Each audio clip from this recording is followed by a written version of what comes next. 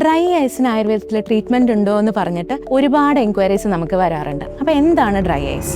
Dry ice എന്ന് പറഞ്ഞു കഴിഞ്ഞാൽ കണ്ണിന്റെ ഉള്ളിൽ നോർമലി കുറച്ച് ജലാംശം ഉണ്ടാവും. ആ ജലാംശത്തിന്റെ പ്രൊഡക്ഷന്റെ കുറവോ അല്ലെങ്കിൽ അത് പ്രൊഡ്യൂസ് ചെയ്യുന്നതിന്റെ ക്വാളിറ്റിയുടെ എന്തെങ്കിലും വ്യത്യാസവും കാരണം കണ്ണിന് രൂക്ഷത, ഡ്രൈനെസ് വരും, അല്ലെങ്കിൽ കുറച്ച് ഇച്ചിങ്, കണ്ണിന് ചൊറിച്ചൽ വരും, വെളിച്ചം പെട്ടെന്ന് കാണാൻ ബുദ്ധിമുട്ട് തോന്നുക, അല്ലെങ്കിൽ കണ്ണിന് ഒരുപാട് വെള്ളം വരിക, കണ്ണിൽ എന്തോ തടഞ്ഞിരിക്കുന്ന പോലുള്ള ഒരു അവസ്ഥ തോന്നുക. ഇതൊക്കെയാണ് ഇതിന്റെ സിംറ്റംസ്. ഈ അവസ്ഥ നമുക്കൊന്ന് കുറയ്ക്കാൻ വേണ്ടിയിട്ട് ഒരു 5 ടിപ്സ് പറഞ്ഞുതരാം. അതിൽ ആദ്യത്തേതെന്ന് പറഞ്ഞു കഴിഞ്ഞാൽ ഇടയ്ക്കിടയ്ക്ക് കണ്ണ് ചിമ്മി പതുക്കെ തുറക്കുക. അങ്ങനെ ഇടയ്ക്കിടയ്ക്ക് ചെയ്യുമ്പോൾ നോർമലി പ്രൊഡ്യൂസ് ചെയ്യുന്ന ജലാംശം കണ്ണിന്റെ സർഫസിൽ ഈവൺ ആയിട്ട് സ്പ്രെഡ് ആവാൻ ഹെൽപ്പ് ചെയ്യും. അത് ആദ്യത്തെ കാര്യം. രണ്ടാമത്തേതെന്ന് പറഞ്ഞു കഴിഞ്ഞാൽ 20-20-20 റൂൾ പാലിക്കുക. എങ്ങനെയെന്ന് പറഞ്ഞു കഴിഞ്ഞാൽ ഒരു 20 മിനിറ്റ്സ് നേരത്തേക്ക് നമ്മൾ കമ്പ്യൂട്ടറിലോ ഫോണിലോ ലാപ്ടോപ്പിലോ അല്ലെങ്കിൽ TV കാണുക, അങ്ങനെയൊക്കെ ഉള്ള സമയത്ത് സ്ക്രീൻ ടൈം ആണല്ലോ അവിടെ കൂടുന്നത്. ആ സമയത്ത് ഒരു 20 മിനിറ്റ്സ് കഴിഞ്ഞ് കഴിഞ്ഞാൽ ഒരു 20 സെക്കൻഡ് നേരത്തേക്ക് 20 അടി അകലെയുള്ള ഒരു വസ്തുവിലേക്ക് കുറച്ച് നേരം കോൺസെൻട്രേറ്റ് ചെയ്ത് നോക്കി നിൽക്കുക. അതായത് ഒരു 20 സെക്കൻഡ് നേരത്തേക്ക് അത് നോക്കി നിൽക്കുക. ഇനി തേർഡ് റൂൾ എന്ന് പറഞ്ഞു കഴിഞ്ഞാൽ